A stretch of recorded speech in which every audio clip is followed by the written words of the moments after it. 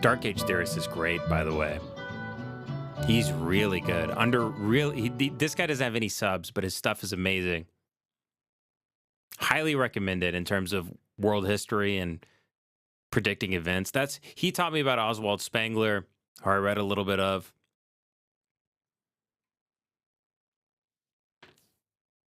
I had a pipe guy. Oh yeah, here we go. So this is my new boy. This is my new boy. I played a little bit of him Del Piper. a few weeks ago. And I'm here with first impressions of some tobacco, which I haven't done one of these for a while. I was very kindly sent this tobacco, two samples of new tobacco by Watch City Cigars, and I was sent them by Ernie about, it must be 4 or 6 weeks ago now. But unfortunately, I've had another one of these summer viruses, and my taste buds, well, I haven't been able to smoke a pipe, and my taste buds have been all to cock anyhow. So I have only just got myself around to doing it. Look at that bulldog. He's got a nice little pipe there. And that's what I'm smoking today. I'm so happy I'm smoking pipes again. So relaxing. FUSTG. I have a standing desk in my backyard, and at night, once I put the kids down, I go up there and I light up a few bowls, and I work on my book. And God, when I get a nice bowl going and the smoke and everything, and I'm going through the second draft of my book, oh, it feels so good. It feels so good. Reading out loud. You got to read everything out loud. That's what I'm doing on this second draft as I go through. Fired up and set to go, we'll say. But you get me. FUSTG. Nicotine is like the limitless pill. You can just recall anything. What's this all about? Well, Locks you in. It's a new blend from Watch City. You don't need methamphetamines. You don't need Adderall. You just need a little I've talked about Watch City endlessly in the past. I don't need to sing their praises because I'm a great fan, and I confess from the start. And today it's a delight to be smoking this in this pipe, which is by Giuliano Spitolati. He's got money. So I looked up these pipes that he really likes from this custom guy. I don't even think he makes pipes anymore. Little guy out of Italy. These things are running for $600-700. And judging by the artwork he has up here, this little piece, and just the work he's had done in here to make it this beautiful like little coliseum he smokes in. And I'm, you know what I'm really jealous of? Guys that smoke in their own house, which obviously you can't do with kids. I would love to own a home just so I could smoke inside of it. No landlord, no nothing. I'll pay the property taxes. I'll get the septic fixed. I'll repair the roof every 20 years. I'll put it all on credit cards. I'll make different aliases. Credit card, just so I could smoke in my house. No greater feeling than smoking in your own home. It's a bulldog, of course. In college, when I didn't care, when I said fuck my landlords, I would just smoke cigarettes in my room. It's the best days, man. You can't really see. Had a little record player. I'd get drunk, blast music, smoke cigs, drink beer. It rules. Rubies recessed away. Rust Cohle is really the... I feel like, you know how Gen X had Kevin Spacey in American Beauty?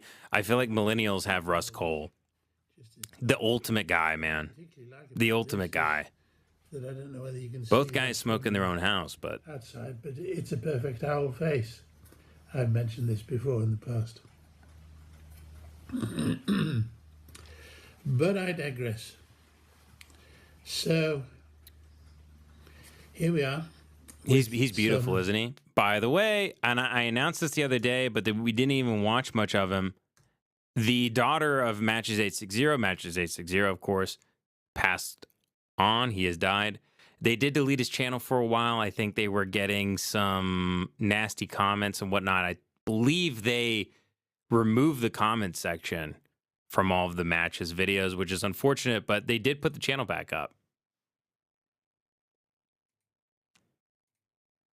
662 videos, so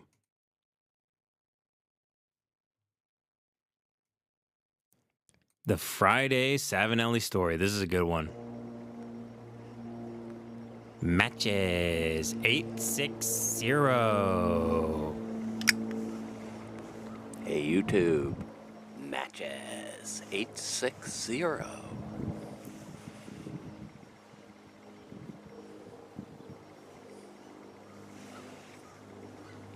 Smoking the Friday Savinelli Haunted bookshop. with some haunted bookshop. Yep.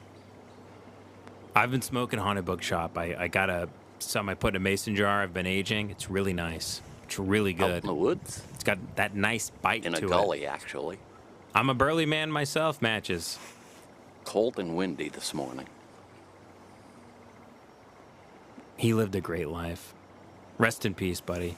I got a couple of requests to talk about the history of the Friday Savinelli. That's what we're going to do. The story goes back to 1997. I didn't get on the internet till 1999. And at that time, I was I should start doing videos like this. Would you guys watch Interested content like in this? If I just filmed a the little Court video of me Channel smoking my on pipe, cable telling stories. TV. There were a couple of high-profile cases in Boston that I was watching. And on this particular day off, there was a break with both cases. So Court TV switched to something else that I wasn't interested in. And I don't really recall if I had known about this one tobacco shop in my area or if I just decided on that day to go out for a ride. And I came across it, but anyway, I went to this tobacco shop and I was a little tired with my Dr. Graybos. I wanted a real pipe. Dr. Not that they're Graybo is not like a real drugstore but pipe. a different pipe. It's not a real pipe. It's a drugstore pipe. It's plastic. It's cheap. And the store You're a sold, Savinelli man, Savinelli seconds. which is mid, but still, it's And acceptable. they had, It's good. Savinelli's good. either The older 4 or 6 Savinellis. of them in the display. Ugly looking things.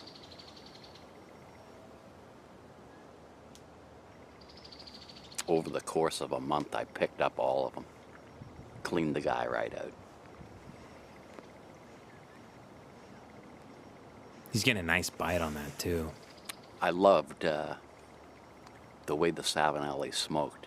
They were different from my Graybos. That wood felt lighter. And I came to really love the shape of the 673, which is the Friday Savinelli. Yep. It's like a classic kind of author Back shape. in those days, I didn't have every Friday off. But when I was off, it was usually one of those pipes that I smoked. In fact, as I recall, I never really took those, I didn't take any pipes to work until after probably 2000.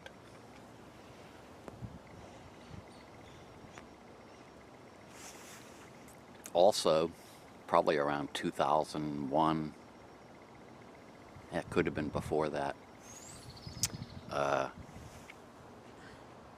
my schedule changed and I actually went to having Fridays and Saturdays off. He's in Connecticut, by the way, if you're wondering. And at some point during that time, I started smoking that 673 on Fridays. Hell yeah. It's a great shape. It's a classic shape. But it didn't actually become the Friday Savinelli by name until I started making videos. Notice he doesn't put his teeth on the stem. He doesn't like to harm it. It's one way to smoke. And after a couple of months, I like biting the stem.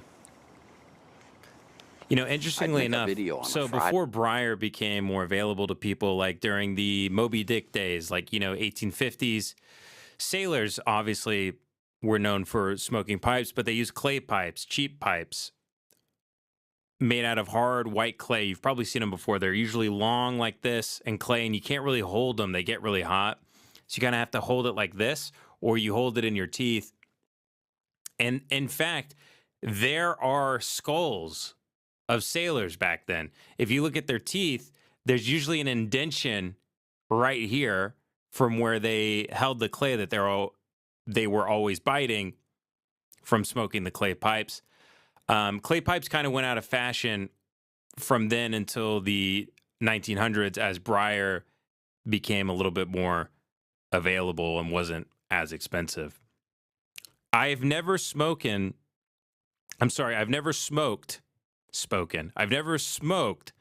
from a clay pipe. Never have used one. I've used a corn cob. I like corn cobs just fine. I think they're good pipes, great starter pipes. They won't last you as long as a nice briar pipe that should last you, you know, a lifetime if you take care of it properly and clean it and let it rest every 24 hours after a bowl you smoke. Neither have I don't believe I've smoked out of a meerschaum as well. You know, Hans Landa's pipe, Christoph Waltz, that pipe in Inglorious Bastards with the big white rim on top, that big calabash pipe. Some people mistakenly call it like a Sherlock Holmes pipe. Maybe he did use that. I thought he used more of just like a fishtail kind of thing. Not really sure. But that type of pipe with the white on top, that is an ivory. That's called meerschaum. It's a meerschaum pipe.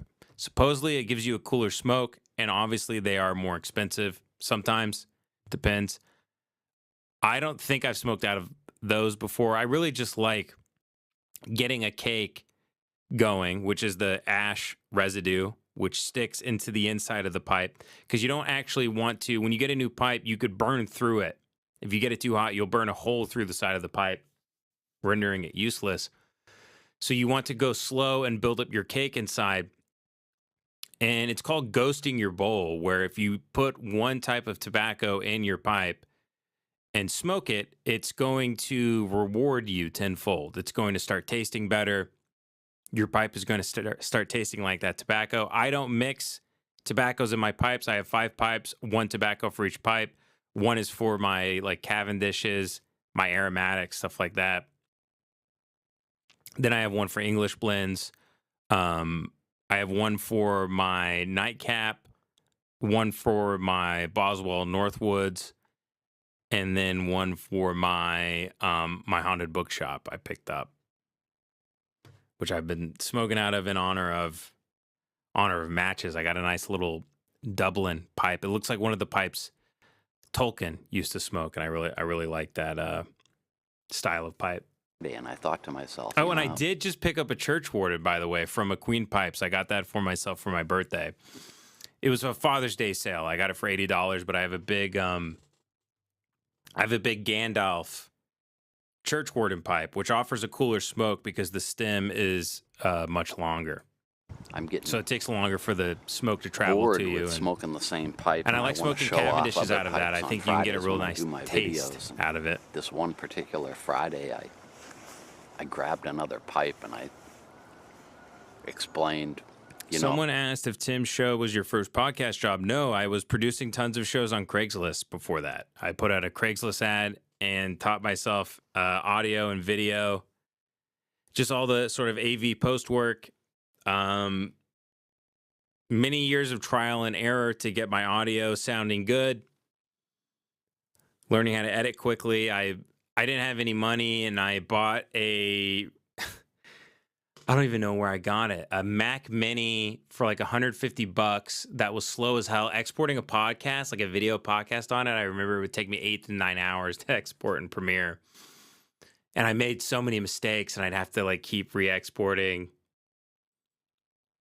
But I remember I took the computer apart and I put in a new RAM, and because I didn't have any money, so I had to figure out how to take it apart, and I bought a new SSD for it to put it in to make it work a little faster. And I never let not having money stop me from trying to do the things that I want to do and learn the things that I want to learn. I'm too obsessive, and if I set my mind to something and I want to figure it out, I keep going. I keep going. I keep going.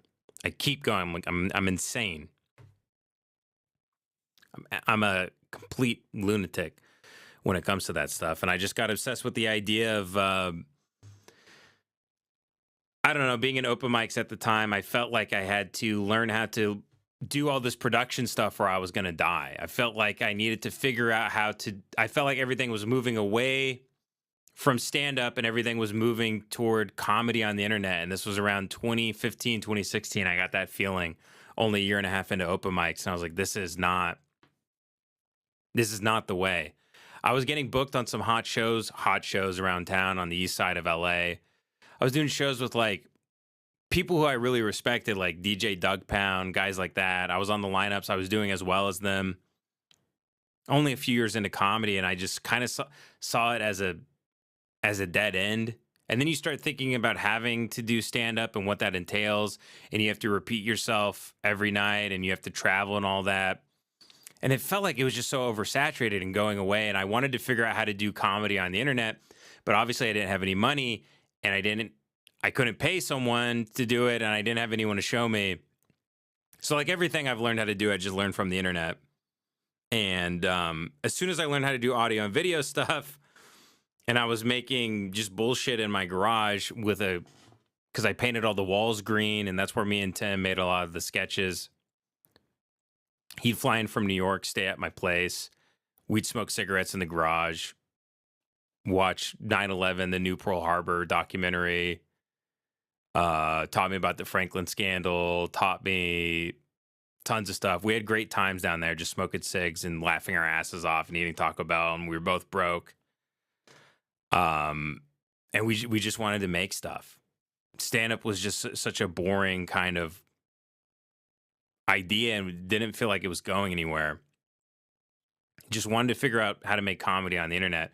But around that time, I didn't even realize that all my audio production skills, I didn't realize people would pay me for it. So then I put out Craigslist ads, and then people started actually answering them. And before I knew it, I was producing like 7 podcasts, driving across LA, going to the Valley, meeting people. From there, being like, oh, well, my buddy wants to do a podcast. Could you set up his studio? Sure, I charge this much. Okay, cool. Charge this much per episode. How do you get on Apple Podcasts? How do you get on Spotify? How do you get on YouTube? And I just went from there. I have a degree. I have a bachelor's in advertising. That's what I have. I don't know shit. But I just taught myself how to do all this stuff. You know, I started making comedy sketches when I think the first comedy sketch I probably made when I was like 9 years old on my home video camera, because I wanted to be like Saturday Night Live. And I would get Jace to be in them, and Cole, my little brother, and Ellen. And I taught myself how to edit in Windows Movie Maker. And we made hundreds of those things. And then in high school, I started making comedy sketches, made a bunch of those. Stand-up was the furthest thing from my mind.